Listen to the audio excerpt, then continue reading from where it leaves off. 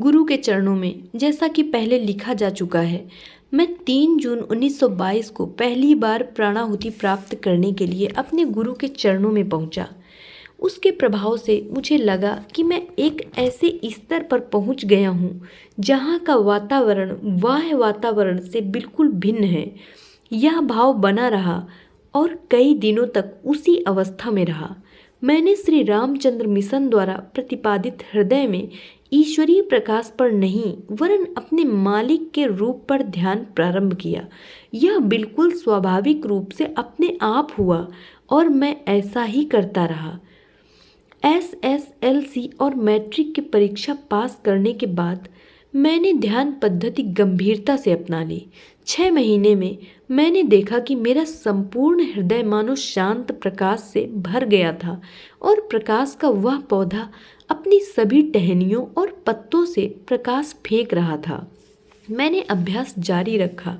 6 महीने के बाद मैंने अपने हृदय में एक विचित्र बात का अनुभव किया कि मेरा हृदय ओम शब्द का जाप कर रहा था। इसे हम अजपा कहते हैं। यह कैसे आरंभ होता है? अगर मालिक अपनी ईश्वरीय शक्ति द्वारा इसे प्रविष्ट करवाता है तो यह शीघ्र ही आरंभ हो जाता है, लेकिन अगर यह अभ्यासी पर छोड़ दिया जाए तो आरंभ होते समय यह हृदय को 2 या 3 बार हिला देता है। शरीर के सभी कणों में यह आरंभ हो जाता है, जिसे हम अनहद कहते हैं। कुछ लोगों ने हृदय में बारंबार मंत्रों का जाप करके अजपा का अभ्यास किया है। यह अस्वाभाविक है। कुछ समय के लिए यदि जाप का अभ्यास छोड़ दिया जाए तो अजपा गायब हो जाता है। अजपा की सच्ची अवस्था तभी संभव हो पाती है जब गुरु प्राणाहुति की शक्ति से संपन्न हो। केवल प्राणाहुति ही वह शक्ति है जो अभ्यासी को उच्चतर क्षेत्रों तक ले जाती है। स्वयं का प्रयत्न तो एक क्षेत्र तक पहुंचने के बाद निष्क्रिय हो जाता है। यह इसलिए कि ज्यों ज्यों अभ्यासी ऊपर चढ़ता है वह उस अति सूक्ष्म ईश्वरीय शक्ति के संपर्क में आता है जो अभ्यासी को नीचे की ओर धकेलती है, क्योंकि वह उसे सहन नहीं कर सकता। वहां से आगे बढ़ने के लिए एक ऐसी ऊंची योग्यता वाले गुरु की आवश्यकता है जिसका क्षेत्रों पर अधिकार हो। जब अजपा आरंभ हुआ तो मुझे इस पर इतना अधिक गर्व था कि मैंने अपने मालिक से कहा, अब मैं अजपा पा गया हूँ। बच्चा खिलौना पाकर अत्यंत प्रसन्न हो जाता है। जैसे जैसे वह बड़ा होता जाता है उसकी प्रसन्नता भी आगे बढ़ती जाती है। मेरे साथ भी ऐसी ही बात थी। जब मेरे मालिक ने मुझे ज्ञान दिया तब पता लगा कि मुझे तो अभी अगाध समुद्र में तैरना है। 1924 में मुझे ऐसा लगा कि प्रत्येक चेतन और अचेतन वस्तु और कण में सर्वव्यापी एक ही शक्ति विद्यमान है। मैं मानो आश्चर्य सागर में डूब गया। सूर्य के प्रकाश की भांति मुझे ईश्वर हर वस्तु में व्याप्त मालूम हुआ। उच्चतर अवस्थाओं की तुलना में यह सब दिव्यता का एक अंश मात्र है। किसी भी अवस्था की प्राप्ति से मनुष्य को कभी भी संतुष्ट नहीं होना चाहिए, क्योंकि अनुभव की पुकार है, आगे बढ़ो और आगे बढ़ो। इस प्रकार कार्य होते रहे और मैंने उनकी कृपा से एक क्षेत्र से दूसरे क्षेत्र में प्रवेश किया। गर्मियों की छुट्टियों में मैंने ताश खेलना शुरू कर दिया। लगभग प्रतिदिन 4-5 घंटे खेलता। यह क्रम लगभग 1 सप्ताह चला। परिणाम यह हुआ कि सोते समय अपने मालिक की याद, जैसा कि मेरा अभ्यास था, की जगह में ताशों को याद करने लगा। एक स्वप्न में मेरे मालिक ने मुझसे कहा, तुम्हें ताश खेलना बंद कर देना चाहिए। तब से आज तक मैंने ताश को हाथ नहीं लगाया। ध्यान के बीच मेरी आंतरिक अवस्था में एक अन्य परिवर्तन यह हुआ कि ईश्वर का विचार मानो खो गया। उसके स्थान पर मेरे मालिक का ही विचार बना रहने लगा। मेरे लिए मेरे मालिक के अतिरिक्त कोई ईश्वर नहीं था। अन्य सभी वस्तुओं की परवाह किए बिना मैं यह विचार लेकर बढ़ता रहा जब तक मैं उस स्तर तक नहीं पहुंच गया जिसका वर्णन गुरुजी ने अपने भौतिक शरीर छोड़ते समय एक स्वप्न में इन शब्दों में किया था, मैं तू हो गया और तू मैं। अब कोई नहीं कह सकता कि मैं तेरे सिवाय अथवा तू मेरे सिवाय कुछ और है। फतेहगढ़ में जहाँ मेरे गुरुजी सालाना आध्यात्मिक भंडारा किया करते थे, यह वास्तव में बड़ी खुशी का दिन था जब मालिक की कृपा से एकाएक मैंने उन्हीं की भांति ब्रह्मा में लय अवस्था का अनुभव किया।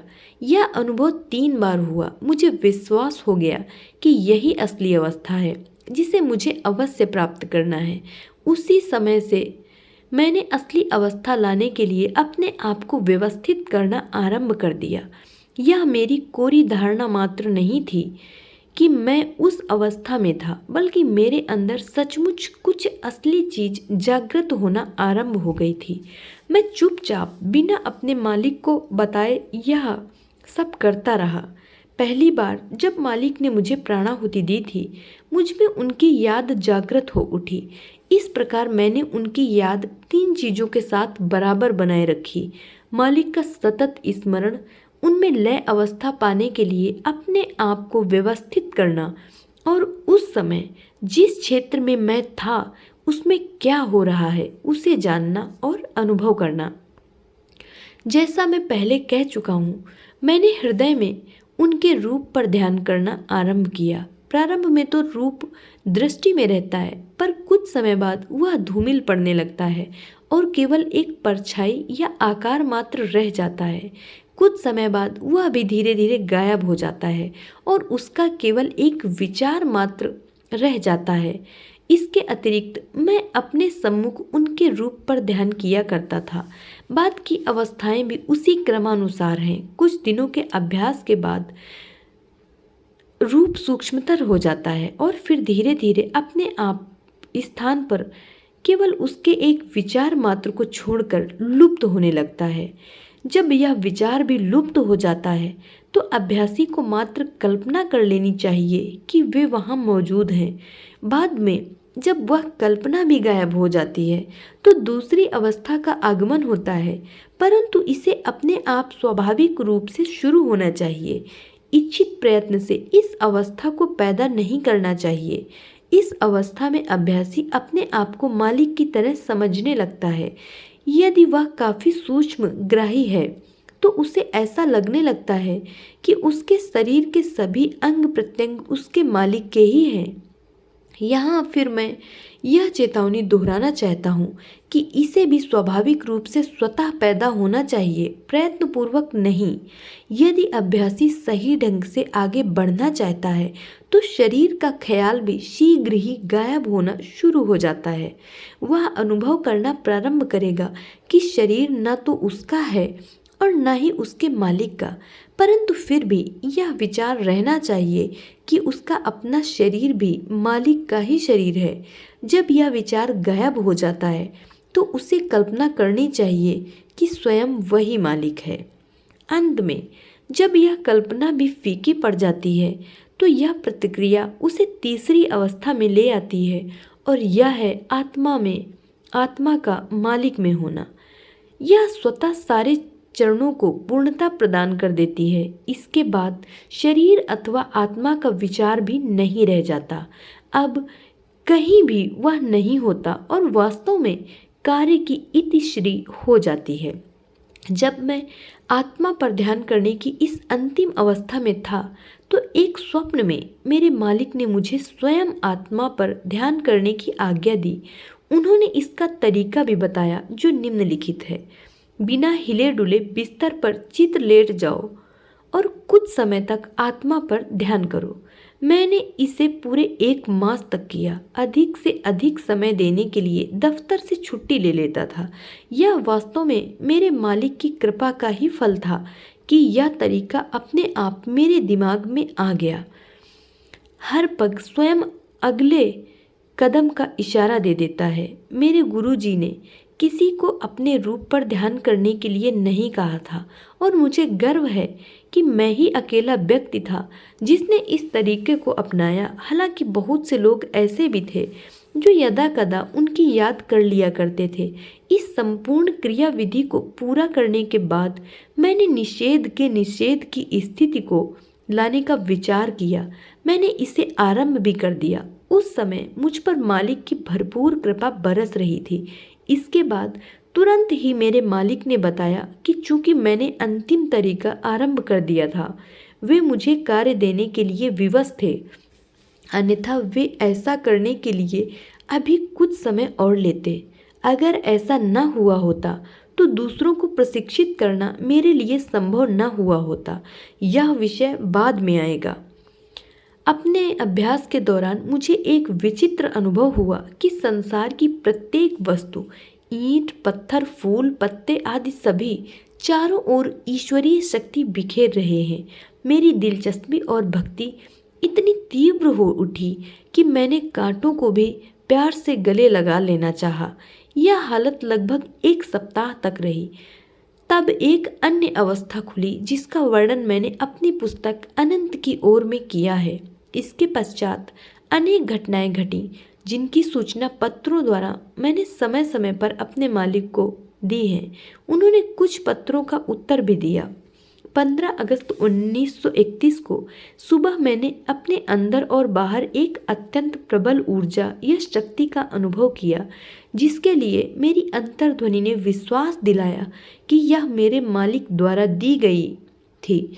मेरे मालिक ने 14 अगस्त 1931 की रात में ही महासमाधि ले ली थी, जिसका उस समय तक मुझे पता नहीं था। सुयोग्य संतों द्वारा शक्ति को स्थानांतरित करने का यह आम तरीका था। यह वास्तव में मालिक का मुझ में लय हो जाना था। शाम को जब मैं अपने कार्यालय से लौटा तो मेरी चचेरी बहन ने मुझे गुरुजी के देहावसान की दर्दनाक खबर सुनाई। इससे मुझे भयंकर धक्का लगा और इस धक्के का प्रभाव मुझ पर सालों बना रहा। यह कुछ कम मात्रा में सही, लेकिन अब भी मौजूद है। मैंने मातम पुरसी के लिए कार्यालय से छुट्टी ले ली, लेकिन एकाएक मुझे दस्त होने लगे। पूरी छुट्टी बीमारी में बीती, जो अंत में हैजा बताई गई। महीनों बाद तक दस्त होते रहे। हैजे से मुक्त होने पर मैंने उन्हें स्वप्न में देखा।